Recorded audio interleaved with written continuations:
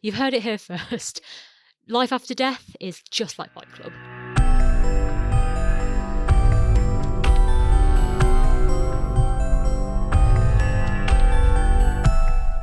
Welcome to Hot Girl Stomps. Hello, Gemma. Hi, Cheri. Hi.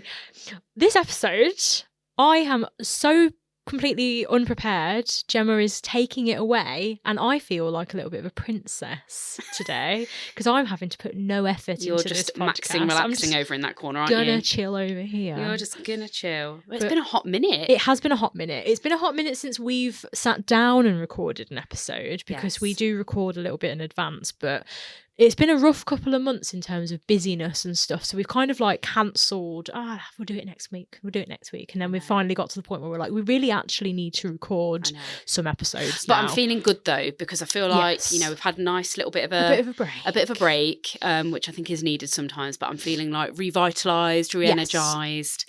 And we've had a few episodes come out now. So at the time of recording this, our last episode that came out was the palm reading episode, if anybody listened to that. And the time before that was the Bigfoot episode. So we've got I think we've got another episode to come out between now and this episode actually coming out. Yeah. If you are listening to this, Happy New Year, because that's Happy 2026. Happy 2026. I've already had a good Christmas. Year of the horse. Is that what it is? Year of the horse. Do you know what your year was when you were born? Mine was the monkey, which explains a lot. I want to say rat.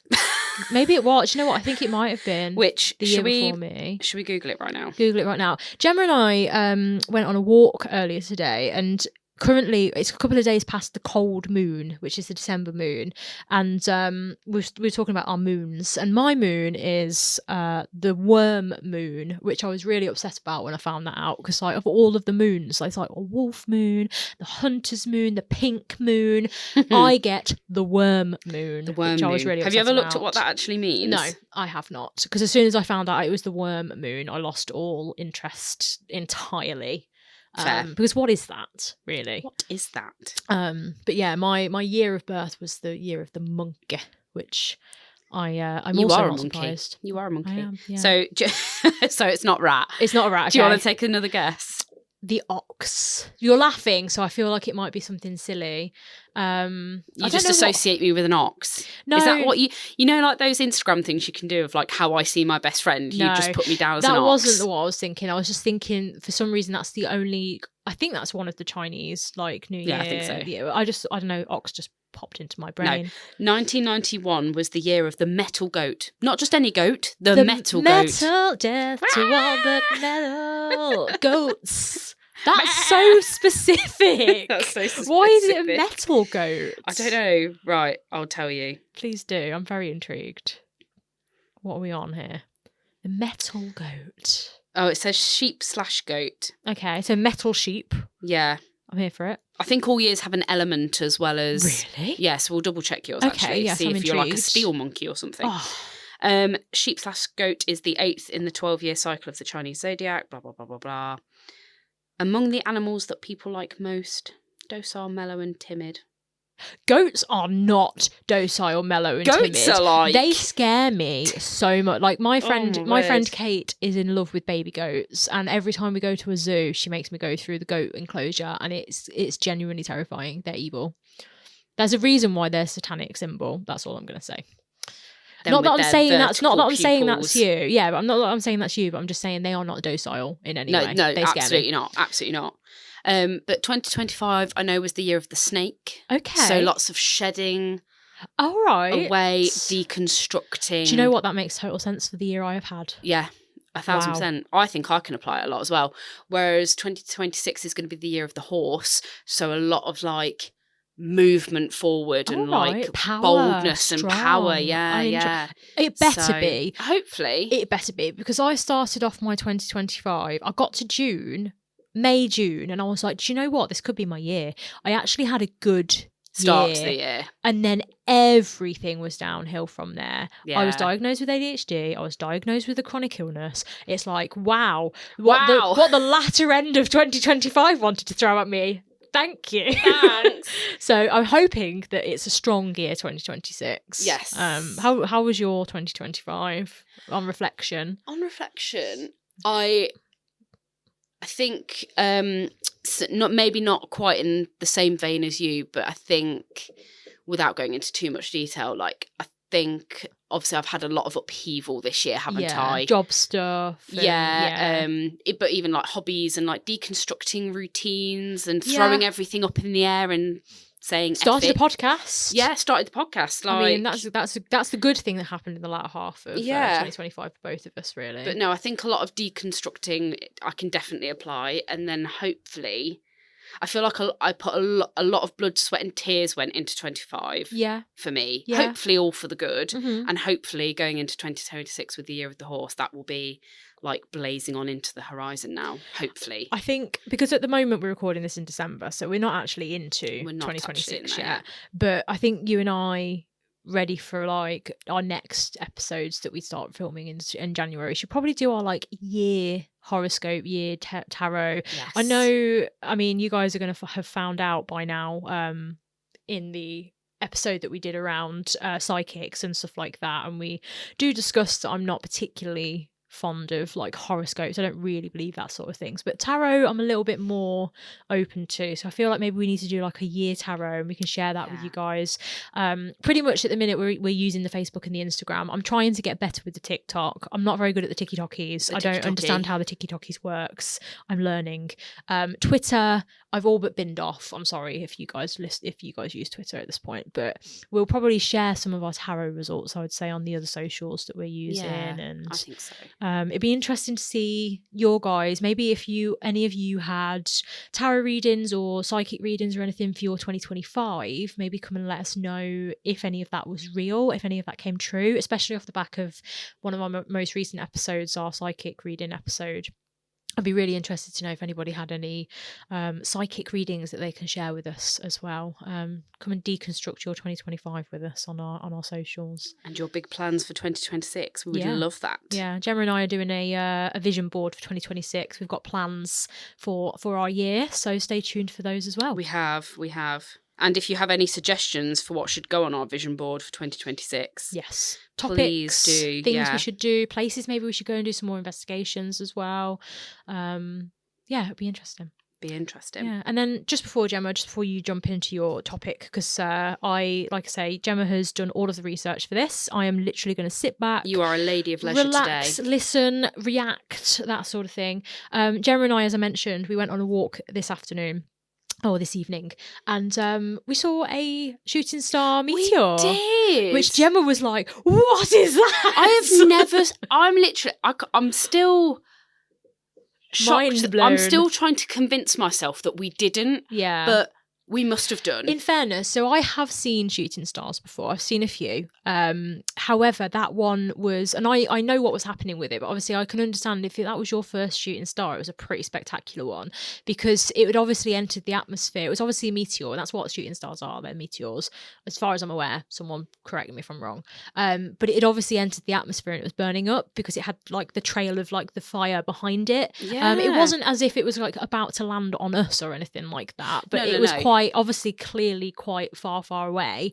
But we could see that red, like orange, like light trail behind it where it was like almost on fire, because originally we were like, it's a firework, but it definitely wasn't a firework. So but we made a wish. We've made our wishes based on that. We've only made the pact to reveal them to each other if they come true, as is the superstition, which is probably another episode we need to do at some point in superstitions.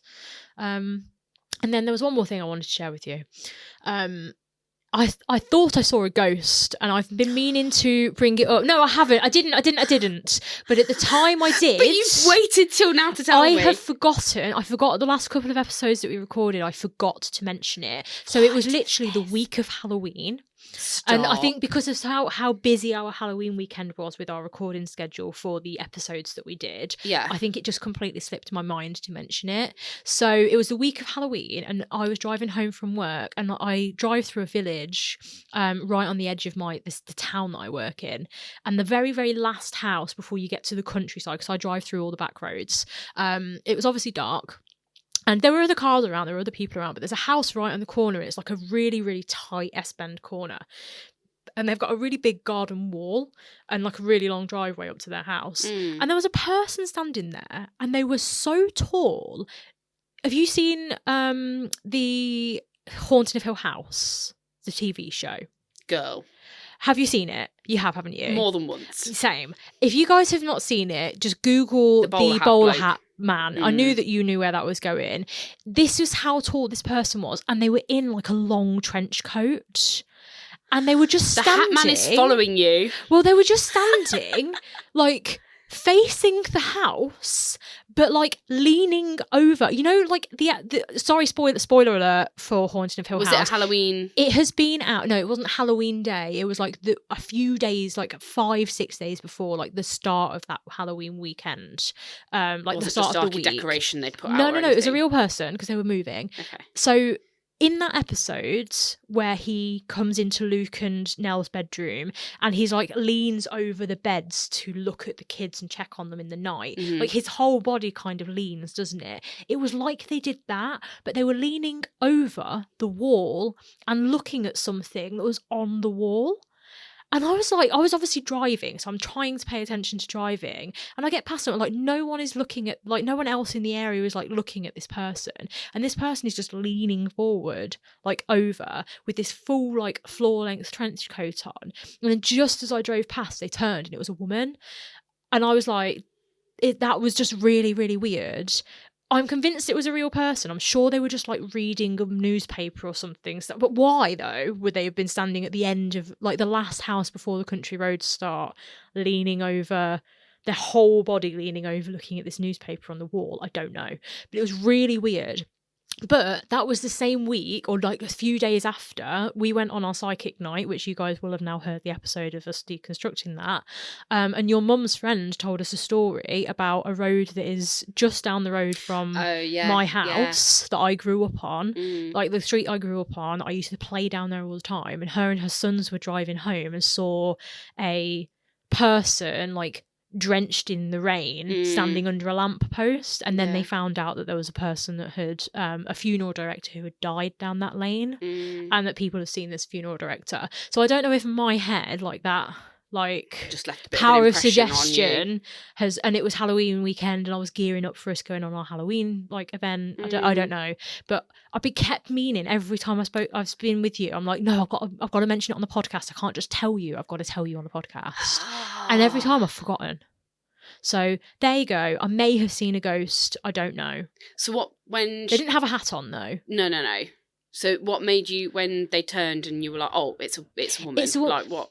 I don't know. I don't know whether logically I'm just saying like, obviously it's a person. Why would it not be a person? Why would I see a ghost randomly? Like, why?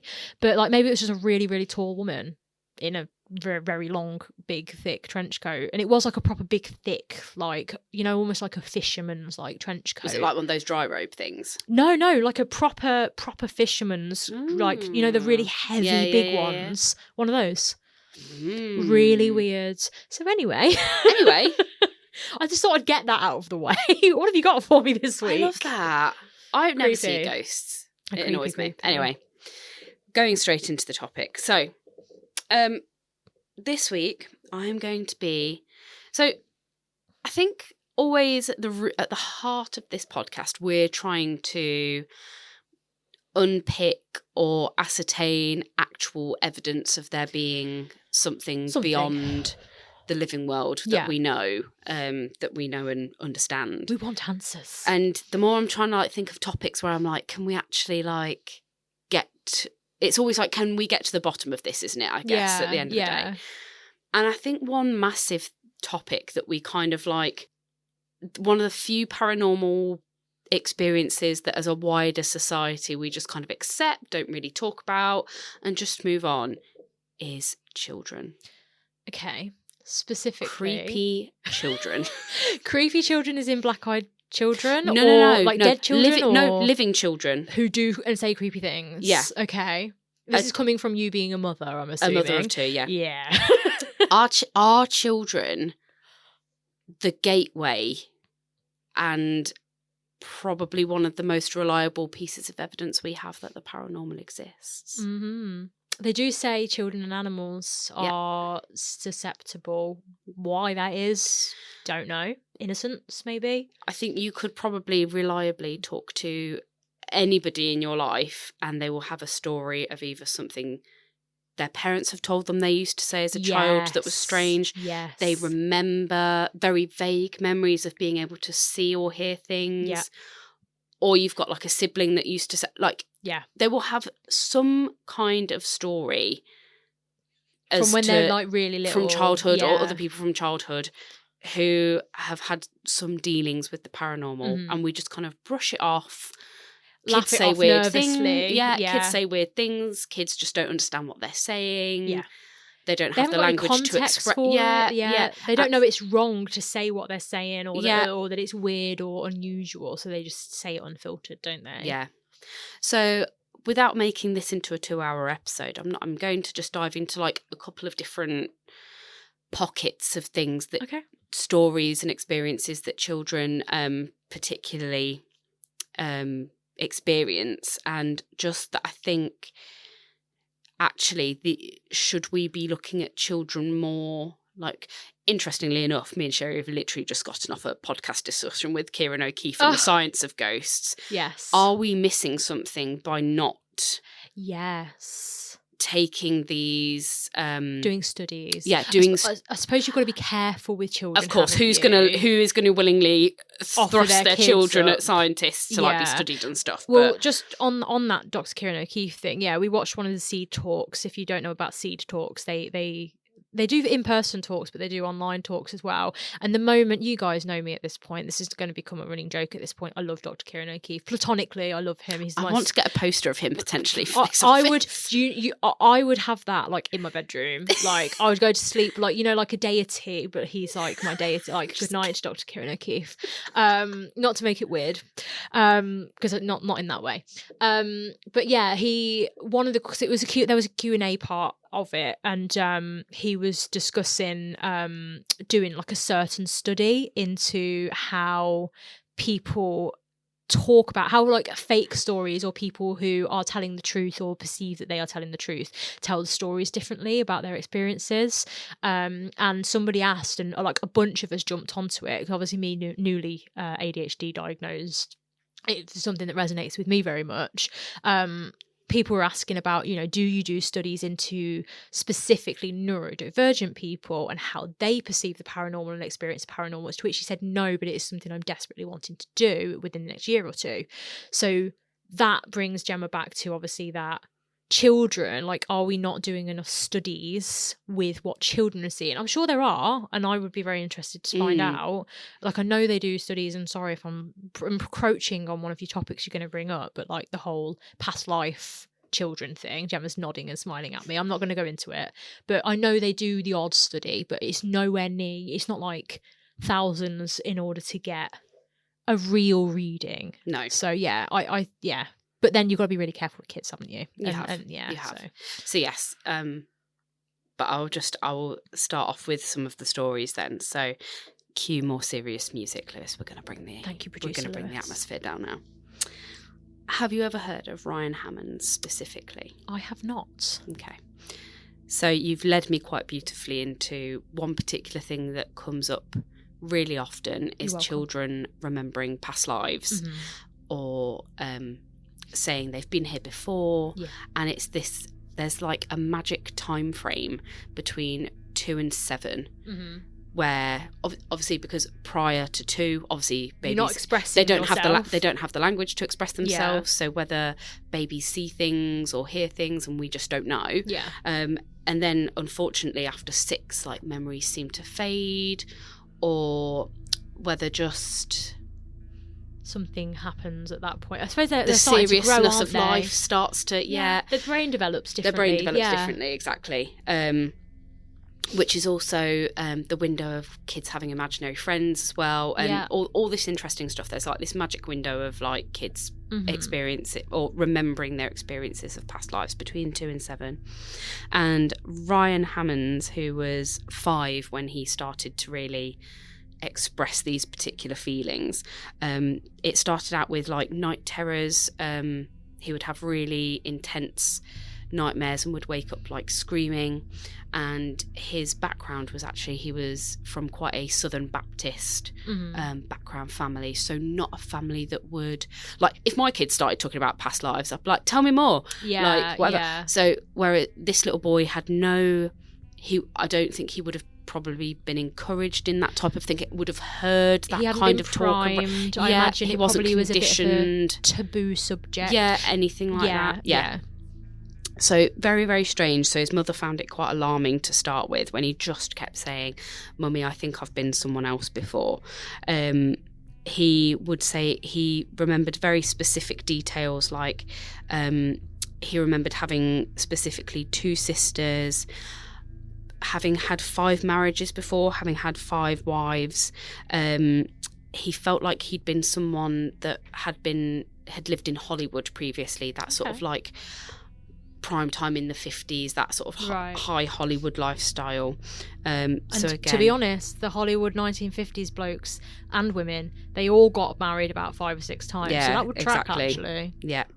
He would say really specific things, like there was a brand of drink called True Aid, which had been discontinued like way before he was born. So he's not going to be seeing adverts. You wouldn't have for seen this adverts on the product. telly. No. But I mean, maybe there's a possibility he might have seen like a product placement in a film that had been on, that was an older film, maybe. But that the likelihood of that being the thing that sticks, is quite low, really. Yeah.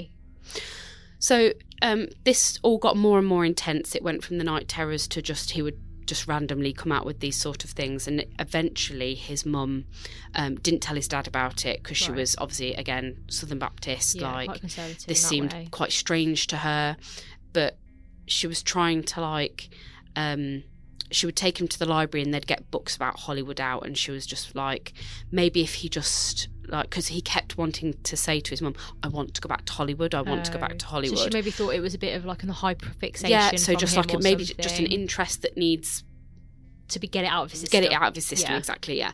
So one particular time they were looking through an old book of like, like film stars and still shots from old Hollywood films, and this book was only like a picture book. It didn't have like the names of like the actors or the people they were portraying as such. And he pointed to one particular picture and said, "That's George." And when the mum went back and did research after the fact of her own, it was an actor called George Raft. Okay. And then the boy pointed at another man in the same picture and said, "That's me." Right. That's me. Okay. But again, there was no names at that time.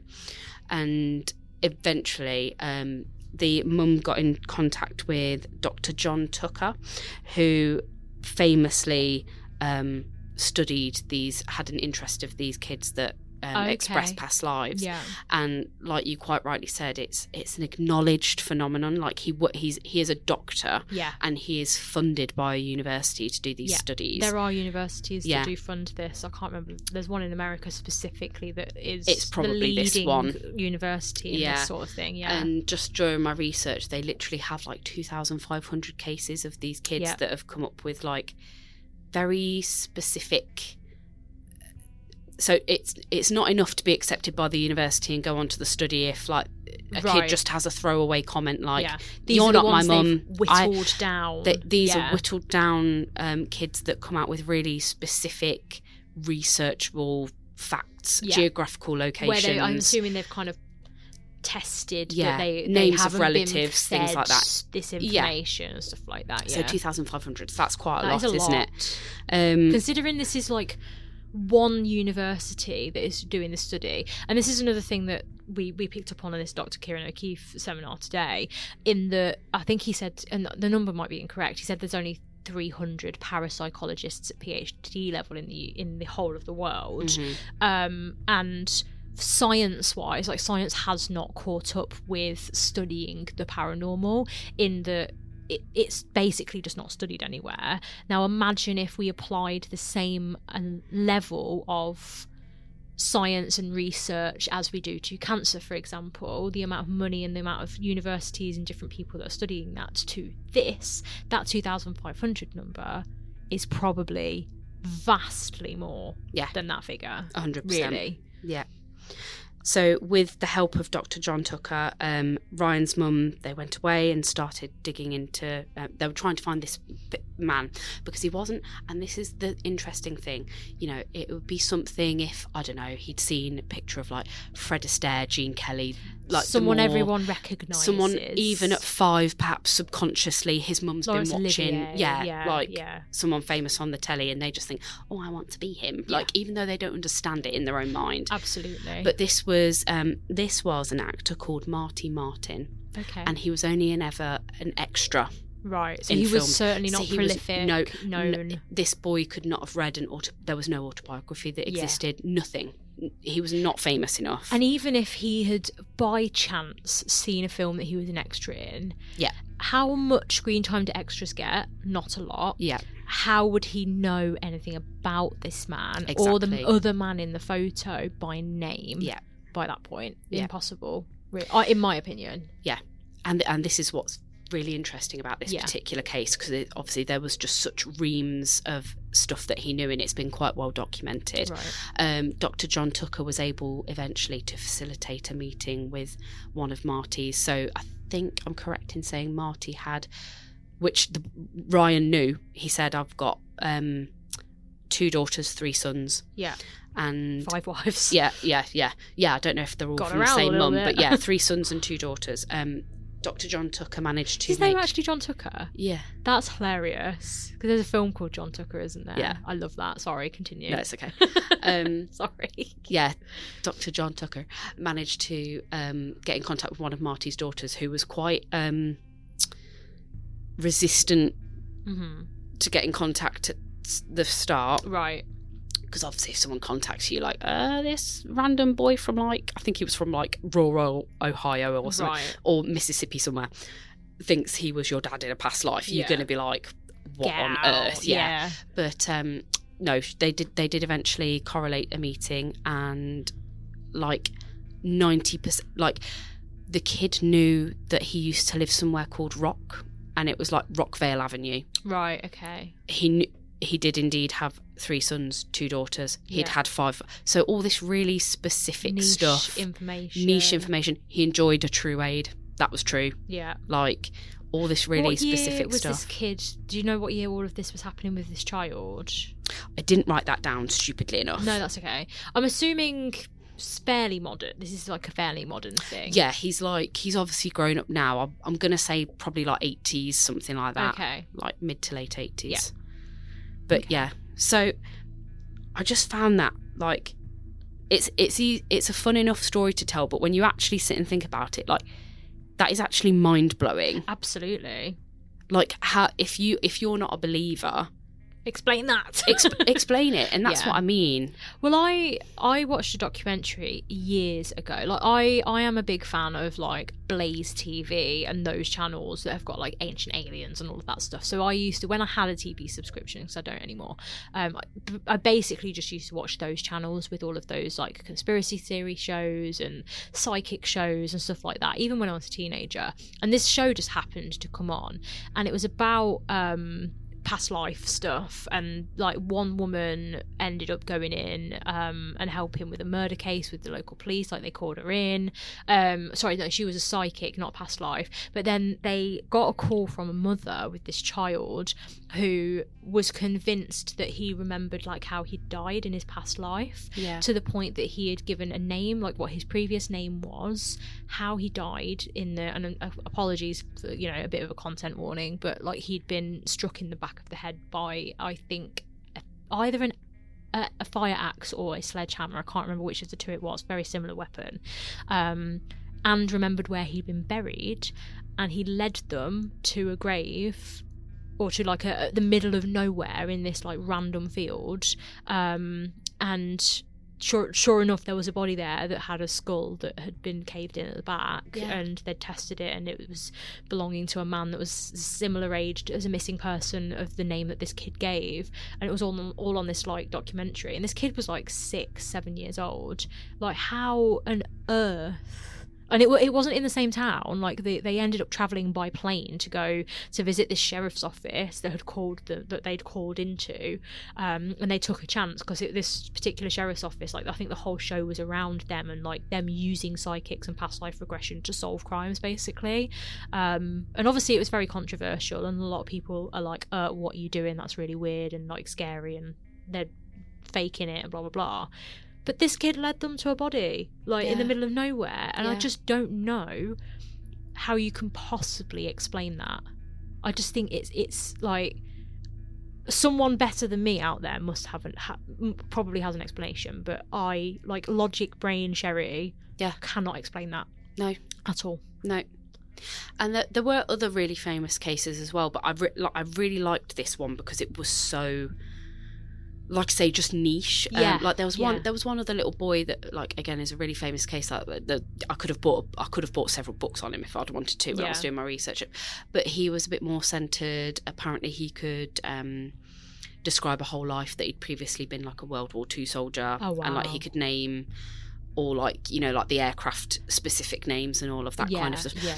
I was a little bit more, I think I could be swayed, like perhaps if the little boy just had like an interest, a hyper interest in World War II and had been learning at school or had managed to seek out resources about it. That is something that is very heavily discussed. Yeah. Especially, even at young ages. Especially in young ages, but especially like in the US and the UK, we put a lot of focus on World War II in our schools. Yeah.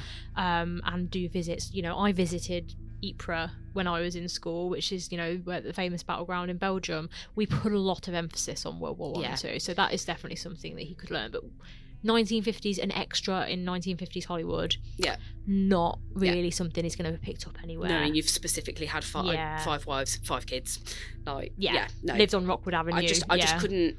If you were to take that story and accept it as absolute fact, what is your explanation for that? Exactly. I'm sure there's going to be somebody who's going to have an explanation for that. 100%. Or just say it's an outright lie and please whatever. But tell us that explanation, because I'm dying to know. Yeah. So it's just really interesting, isn't it? Like, I think I've sort of expressed my belief on like what happens after death and stuff like that, and 1,000% on my trail of thought, yes, we've been here before, and perhaps in this university study of like all the kids with past lives, that a common, I think it was in about 70% of them, there was quite a common theme of they would have passed away. So Ryan in particular said how he explained it to his mum was like, my heart exploded in Hollywood. He'd had a really sudden heart attack. Had like sudden or traumatic deaths. So whether like the energy and reverberation just stays within your energy matter and takes longer to filter out. Well, that goes, again, not to keep bringing it up, but that stone tape theory hypothesis around trauma creates a lot of energy that seeps into the surroundings, and, you know, potentially, I mean, trauma has a lot more energy. A chaotic person in life who has a lot going on in life is probably pumping out so much more energy, there's like even kinetic energy or anything like that, than somebody whose life is very calm and very, you know, relaxed. That if we are working off of the hypothesis that ghosts or paranormal or any of this that's going on in the afterlife is all energy based, if you die in an extremely traumatic way, then it is likely that your energy is probably going to be pumping out so much more in that moment, and potentially latch itself onto something new, that like a new life that's being created. That Buddhist, you know, reincarnation thing, obviously it's a little bit different, but yeah, who's to say that's not what's happening?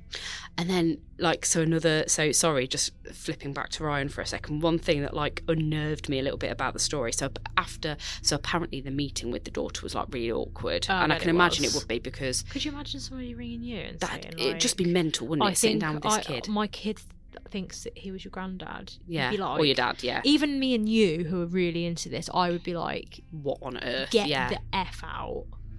But apparently after the meeting with the daughter, so obviously she obviously did what she wanted to do and then like went off. Apparently Ryan's energy really changed after that, because obviously before he'd been saying like, I want to go back to Hollywood, I want to go back to Hollywood.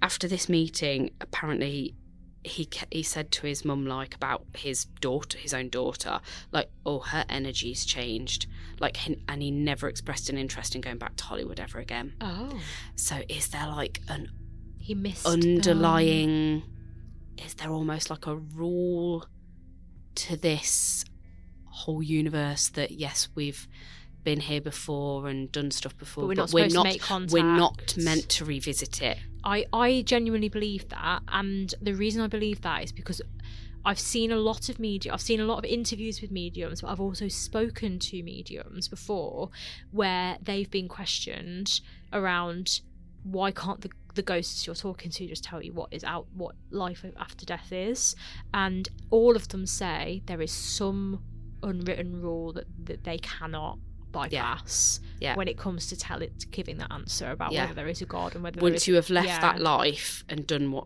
your soul needs to do at that time, you are not, it's not meant to, you're not supposed to talk about it, basically. Like Fight Club. You're not exactly like Fight Club. There you go, you've heard it here first. Life after death is just like Fight Club. And now he purportedly like refuses to talk about it now. The last anyone had heard of Ryan, maybe he felt that energy of like, I've crossed a line. This wasn't meant to. You're not either that, or he just had that unfinished business completed in that he attempted to reconcile or reconnect or whatever, and it didn't go well, and that's that. Then okay, move on, or like this child can now move on with their own life. Like maybe that's what happened. And apparently he said to his mother, like, I want to stay with my this family now, because he kept saying about wanting to go back to the family in Hollywood, and he was like, no, I just want this family now. Right. So wow. Yeah. I know mine. It's, if you take it for what it is, if you're open to taking it for what it is, like, that is mental. I think it's fascinating. Absolutely fascinating. That is mental. Yeah. So if you're interested in the paranormal, just, spend more time with the little ones in your lives. Like, I think they've got a lot little ones, and watch what your dogs and your cats are doing. And watch what your dogs looking doing at in the corner of the room. That's a whole other episode. I'm gonna do a dog episode. Don't you worry. Your dog sat next to me earlier. You were upstairs and your husband had gone out, and Bonnie sat next to me. She was not paying. I was saying Bonnie, and she was not budging, and she sat as close to me as she could sit. She was like on me, staring at the door. And I was like waving my hand in front of her face, and like, you know how they usually like do that, like trying to like look around your hand to see. She was just staring straight, and I'm like, what are you seeing, Bonnie? I am scared, please stop. And then your husband came home, so it was fine. So then I went down a bit of a rabbit hole of like, why theories on why kids are more susceptible to these things, why we seem to shut the paranormal world out the older we get, and things like that. And there are some theories, like, I just thought you might find this interesting because I know you love an explanation. So how our brains are wired and how they function. Kids literally, again, and I'm going to ask you to guess what the magic age window is for this. 2 to 7. 2 to 7. Oh my god. Literally 2 to 7. Their brains majorly work off, I don't know if it's theta or theta. I'm guessing theta. The Greek. Is that the Greek thing? I think so. Theta, I think. Theta waves, which primarily thrive during like periods of deep sleep and like relaxation. They're a lot more active in children than us. Like your REM sleep stage and like stuff like that. Or the waves that operate during that time. Right, okay. These are the waves that are important for like creative thinking, which is why kids' imaginations are so much better than ours. Problem solving, which I found interesting, the process of short-term memories being logged into long-term memory. Okay, like that's interesting. Out. Like, if that is the case, is their memory like completely differently? Because do you not find it mental that as a like, what age is your earliest memory? It's hard to pinpoint. I do have. I'm trying to think. I do have a memory of being about maybe 4, and I found a bottle of whiskey under the Christmas tree, and my grandpa came in time to stop me from drinking the bottle of whiskey, and I'm sure it must have been about 3 or 4. I'm just trying. I actually no. I think my earliest memory, and I'm gonna have to Google. Someone's gonna have to Google this and do the maths. I was born in March 1992, and whatever year Wonderwall by Oasis came out, so I think that was about 1995. So let's say I was 3, going off of the fact that I think Wonderwall came out in 1995. I specifically remember being on the high street on Castle Street, outside of Woolworths. Rest in peace, Woolworths. And it was summer, I think, or it was warm outside because I was in my pushchair. My mum was stopping and talking to somebody on the high street, and Woolworths had all of their doors open because it was hot. And they had the radio on loud because obviously Woolworths used to sell CDs. So they're obviously trying to advertise and like draw you in. So they're playing their own like radio station, Woolworths radio station, and they're like, oh, the new hit from Oasis, Wonderwall. And I can remember that playing and me sitting in my pushchair, and I was in a pushchair at this stage. So I must have been 2 or 3 years old, and I can remember that vividly even now. I can even remember I can remember like what my pushchair looked like and everything, but nothing other than that. Not really. And you were very much in that moment at that time. I was very in that moment. I have got periodic memories, but not anything that you can like pick out and recall. No. Not in the same way that, you know, I could remember 10 years ago if someone reminded me of something. I'd be like, oh yeah, I remember that exactly. day perfectly. And, you know, I just wonder when we totally move out of that magic window of like 6, 7. 6, 7. Don't. I can't. Gemma just did the hand thing. I had to. Because I think I'm similar to you. I think the earliest memory I can really pull from my brain, again, probably like 3.5, 4. 3.5's probably pushing it. But only one very singular moment. And like, other than that, it's just mental. You can't... I'm not expressing myself very well, but like, I think the fact we can't remember anything from that age is because how your brain just works, like processes and memorizes things, I think in literally a completely different way to how an adult brain functions. Which is just wild when you really see. It's like, the same no brain one, going throughout your whole entire life. But no one has real memory of being below 4. No. Not really, which is just mental, really, isn't it? Yeah. Like, how does a 3 and 4-year-old think? No, we don't. No one knows. I mean, there is a phenomenon where there are people, very, very, very small amount of people who can remember everything. They can remember being born. They can remember being newborn babies. They can remember being toddlers. It's a very, very, very rare phenomenon. I don't know what the name for it is, but it does exist, and it's been proven by science that it does exist. I could not imagine not being able to speak English yet, but being a newborn baby and thinking and having a consciousness. Is just and having a wild. Concept of what's going on, but not being able to necessarily... Especially considering, like, I think, did you do psychology at AS level? So I did the AS level course. I stopped after AS level. And I remember specifically that part of that course was around your stages in your infancy, around like what age you get to before you can actually recognise that your parents are your parents, and before you recognise that you are separate to your mother finally. Like, the fact that there will be people out there who remember being a newborn and like probably not knowing who the hell these people are around you because they don't recognise faces yet, but those people can remember that. I just think that's absolutely mind-blowing. Yeah, I think what I'm trying to say is like the root of what I'm rambling on about. We ramble a lot. If you could like unlock the chemistry or the structure, if you and I as adults could borrow a child's mind for an hour, and how we would like, how we would ghosts be wandering around everywhere? Because of how because of how you see and perceive the world. Like, is that the trick? There's I don't know. And stop me from expressing these 2 stories if we haven't got the time for this, because I don't know how much more you've got that you want I to do go have through. 2 just general stories to tell, but they're quick, it's fine. So there are 2 things from my childhood that I do remember from a paranormal... Well, sorry, there's one that I remember happening to me, and there is one that my parents... Like you said at the start of this, my parents told me... Yeah, you've got no memory of it. That I told them this, but I have no memory of it.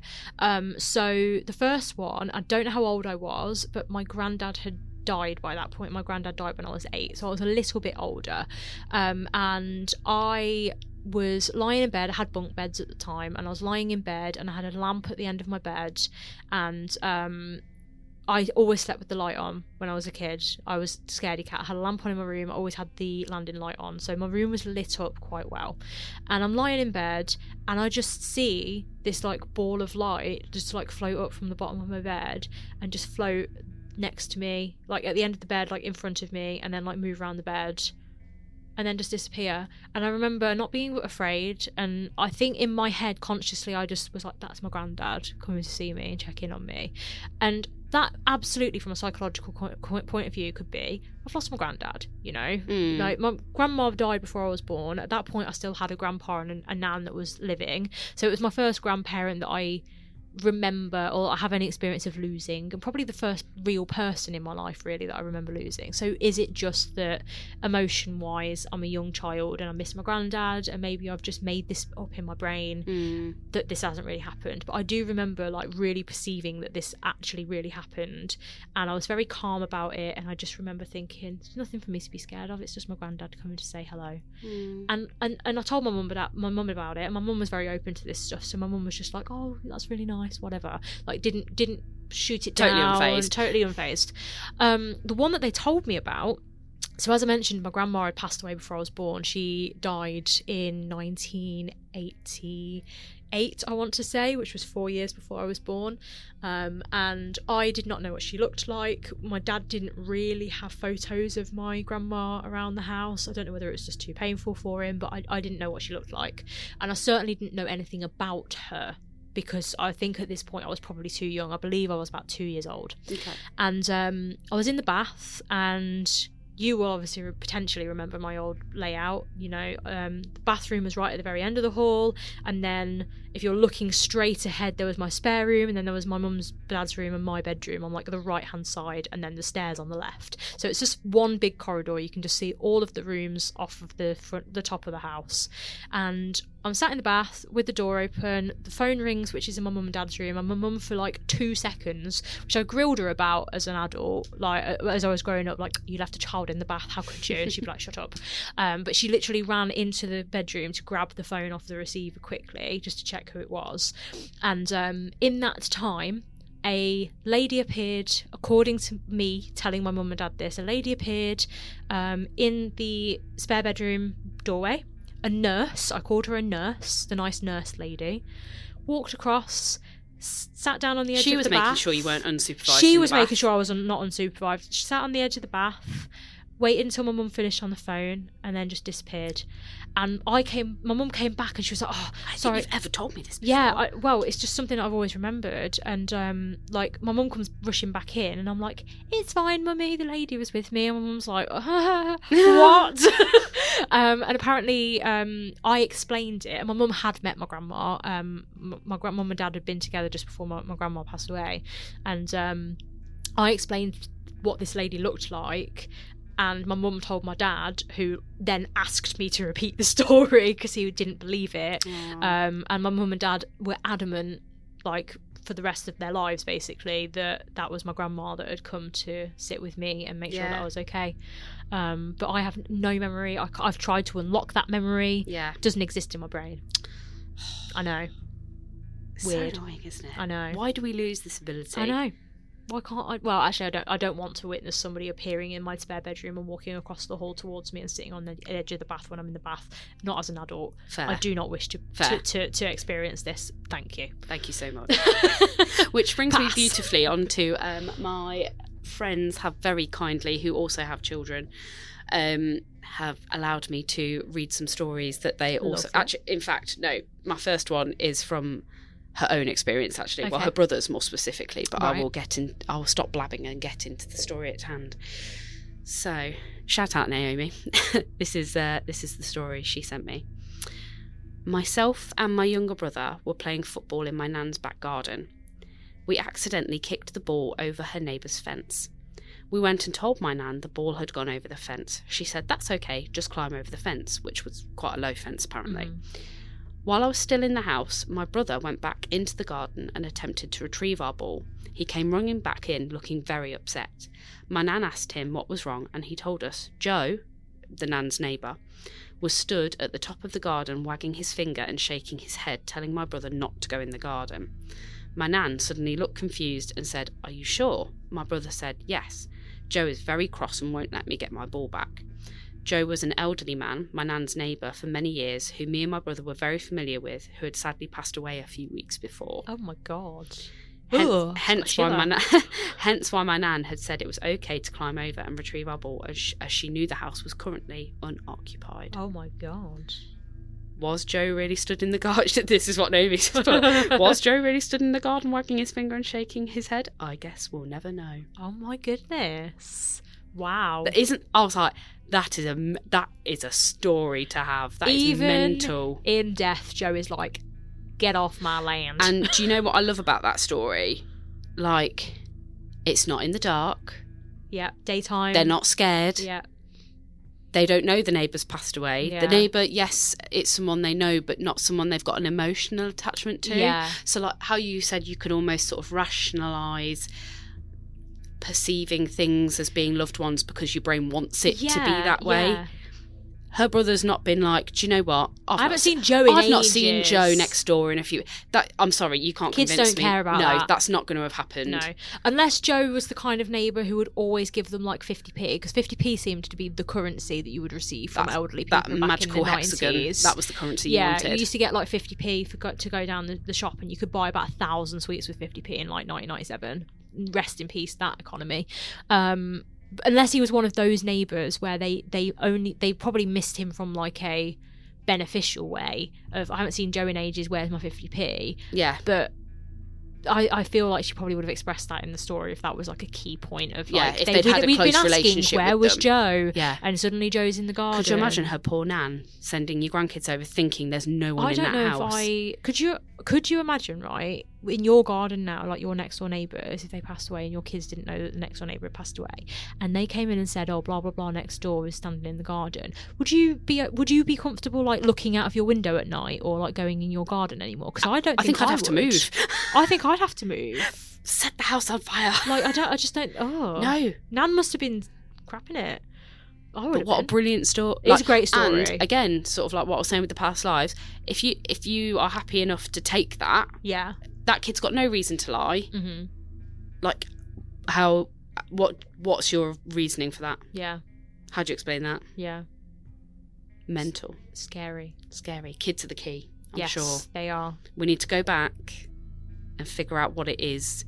Is it, what makes kids more susceptible? There's a lot of like kids being close to the veil and all that, and I kind of, for 2-3-year-olds maybe, but yeah. I kind of, the impression, Naomi's not said exactly how old they are at this point, but if they're old enough to be playing outside in the garden on their own with a ball, like maybe like 5-6, yeah, like 6-7, I wouldn't say 6-7-year-old. Oh, sorry, I can't help it. I'm sorry, that's the last time I'm ever going to do that, I promise. Are they close to the veil, but they're still in that magic window of how our brains operate during that time? Your brain's developing at that time as well, it might be something to do with the brain chemistry or I don't know. Someone scientific, tell us. Thank you. End podcast. No. So my last. This is a bit more of a lengthy one, but my friend Jade. So she has twin boys, and this is what her in real time. With us. This from The Shining. Never mind. Sorry, I just like to throw in a random horror film reference every now and then. I love that. I'm sorry. Carry on. So it started with I'm not going to say his name, but the boy telling me that there had been something in his room in the night. When I asked him what it was, he casually said it was Shiny Head. Oh, I know. I didn't want to make a big deal of it, so I just said, "Oh, okay, I'm sure he's nice," and that was it. I mentioned it to my mum, who later casually brought it up with him, and he said Shiny Head was in his room and that he didn't like him. He continued to mention it for a few more mornings. Apparently, Shiny Head lived in the forest in the trees behind our house and would come into his room at night. Her son said that he didn't like Shiny Head and his hands, and he said that he reached his hands out. I told him that I'd make sure the doors were locked so Shiny Head couldn't get in and that Shiny Head was nice. He said, he's not nice, he's a monster. After I told him the doors were locked, he said Shiny Head wasn't coming in anymore, but he would be at the doors and windows. Oh, no. I know, I don't know what's worse. We didn't hear anything else about Shiny Head for a while, except once when we were driving by the trees and he said that that's where Shiny Head lived. A good few weeks later, I had moved the boys' bedrooms round, and her other son's bed was now where her other son had said Shiny Head was. One of the twins woke up one night about 2:30 in the morning and was absolutely inconsolable, screaming and crying. We eventually settled him back down and he went back to sleep. The next morning, the other twin asked why the other twin had been crying. I just said he was upset, and the twin replied, "It was Shiny Head." I hate it. Put it all in the bin. Absolutely in the bin, on fire. Put both the boys in the bin. Sorry, Jade. No, I'm joking. Shiny Head, be gone. Anything okay. The woods at the back of the house and standing in the windows, that's like that Appalachia, like, you know, all those Appalachia stories of people where they're like, do you see the TikToks, like the joking TikToks where they're like, when you live in Appalachia and you forgot to do the blinds, to put the blinds down before night time, so they have to like put a blindfold on to go to the windows because there's going to be something standing on the other side. That's what that makes me think of, and that, I think that makes me feel like even more uncomfortable, like almost more uncomfortable than it being in the house, I think. Yeah, just being outside waiting just for you. Watching you. Because if anything, that makes it seem something plausible. I think it could be there. I just don't like it. Just waiting. I hate it. Have your kids ever said anything? I feel like I remember years ago, before your son was born, I feel like I remember your daughter saying that she had like a man in the closet or something. So neither of them have ever said anything about this house, which I completely get, because I don't feel any vibes. There is no vibes in this house whatsoever. No. Hence why I quite like it. Yeah. But in our slightly older house, which was an older build. It was like it was an older building. It wasn't quite as old as Victorian. No. I want to say like 40s, right. 50s. Yeah. But yeah, older than this. And she, in that house, she asked me once, "Who's the little boy that goes down the stairs?" And I was like, no, stop. And yeah, she'd just say a couple of things, like it was always a little boy with that. And I need to go back and look in some records actually at that house and like its history and stuff, if there's anything. We did, if you remember. Did we? There was a lady who ran a tarot and witchcraft shop out of that property. I'd completely forgotten about that. Yes. I remember it because you guys... She ran the business from our house. She did, but you didn't live in that house for like a vast not a huge amount of time. Like 3 years, was it? Yeah. Something like that. So I think when you first moved in, I think you had a vibe. Did you have your daughter when you first moved into that house? I think we lived there for just under a year. And then, but by the time she came, it would have been over a year probably. So she hadn't lived in another house and then came into that house? No. I think before she was born, I feel like I remember you telling me that you'd had a vibe in that house. And I think that's why we looked up the address. And I just found it on like the electoral roll, and it was only from like 2010 or something like that this woman loaned this property, and it was a magic shop. So whether she, like summoned something into there, or nearly 100 years of history or 80 years of history, maybe there was just some vibes in the house. I always felt like, and it was funny because it was only when it was like that first couple of months when we moved in that I really felt, and it was almost as if whatever we'd upset by like, obviously the old people emptying and us moving in, just didn't like that. Stuff up. But it could just be that you were acclimatised into the house. I suppose you've got to get used to new sounds and new vibes and new feng shui and all of that in a house. Did I ever tell you what happened with my phone? No. So this was the time when Lewis was working away. He'd just started that apprenticeship for his job, which meant he was like away Monday to Friday. So I'd be in the house with my daughter a lot on my own, like at night time, whilst I was off on maternity leave. And like I say, I'd always had like a slight vibe about the house. Nothing threatening, but just almost like it was a bit annoyed. Right, okay. That we were there to start with, and then it definitely dissipated over time. Yeah. But then this one night, I was at home alone, and I'd been in the middle of messaging somebody. can't remember if it was on like WhatsApp or Facebook or whatever. And I can't remember it very clearly now, so I don't want to sort of say too many specifics.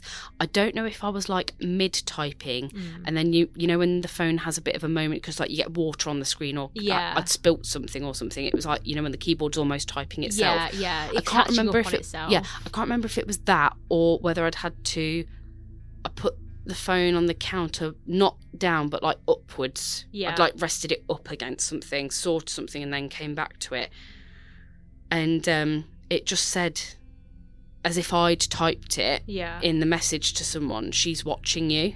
Oh, God. Yeah. Ew. I know. I hate it. I know. Oh, I'm glad you don't live in that house anymore. I know. My final question for you, before we close out, your kids obviously stay... We've talked about your mum and dad's house on this podcast before. Yes. Your kids obviously do stay there at their grandma and granddad's. Have they ever mentioned anything about that house? They have not. Good. They have not. That is all I have to say about that. God bless them. Good. Any spirits, if you're listening? I think my eldest, obviously, we've mentioned the magic window. She's now 7, past that sort of like 7, closer to 8 now. So she's getting out of that stage. And I feel like my youngest, he's just very much an entity of the here and now. He would fight a ghost. I think he would. He'd either fight it. He has spent the day today screaming.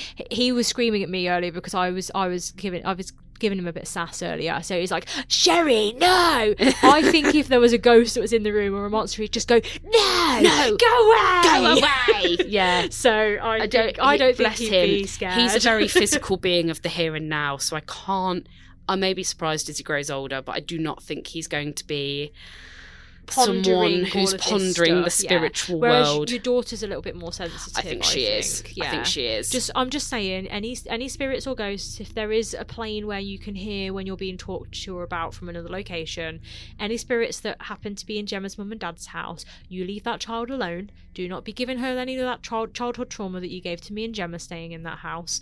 God bless you. Good night. That's all I have to say. You leave that child alone. I love that. Hatman, but leave her alone.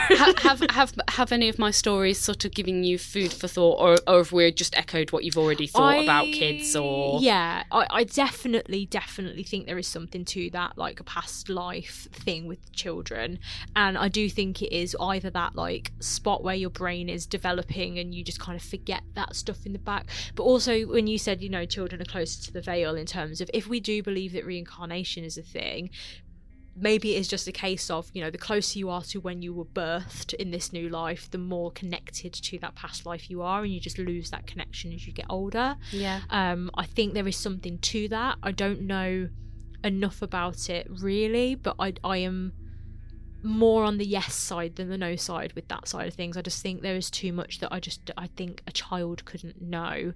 And I don't believe, like with the story that you told me, I don't think that this kid has managed to see an extra on some 1950s TV like show or movie and has somehow managed to find out all of the bloody information about this person's life to be able to reiterate it. I just don't think that that's a viable, logical explanation for it, and I would love to be given an explanation for that.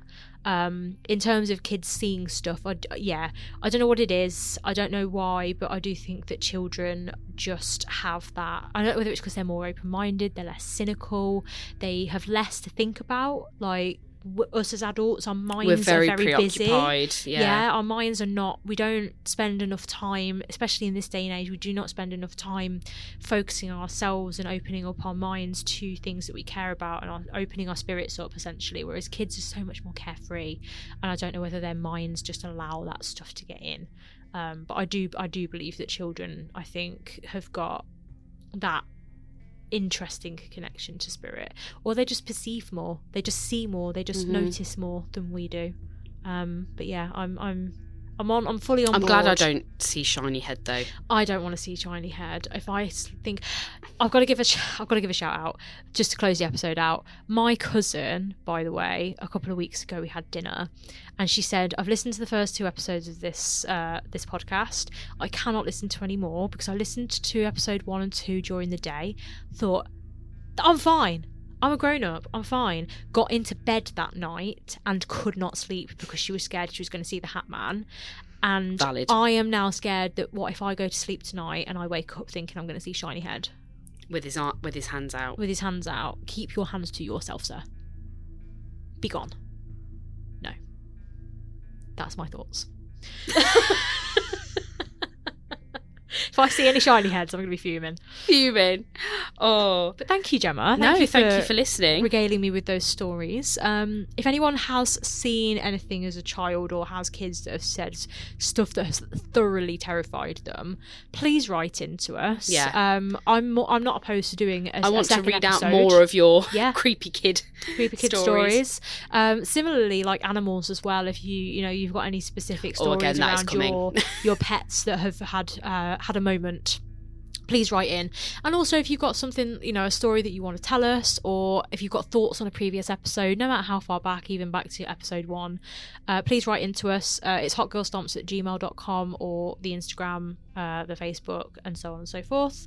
You can find us on any of the socials. If you search either Hot Girl Stomps or HGS Paranormal Podcast, you will find us. Happy New Year, and we'll see you in 2 weeks from now. See you on the next one.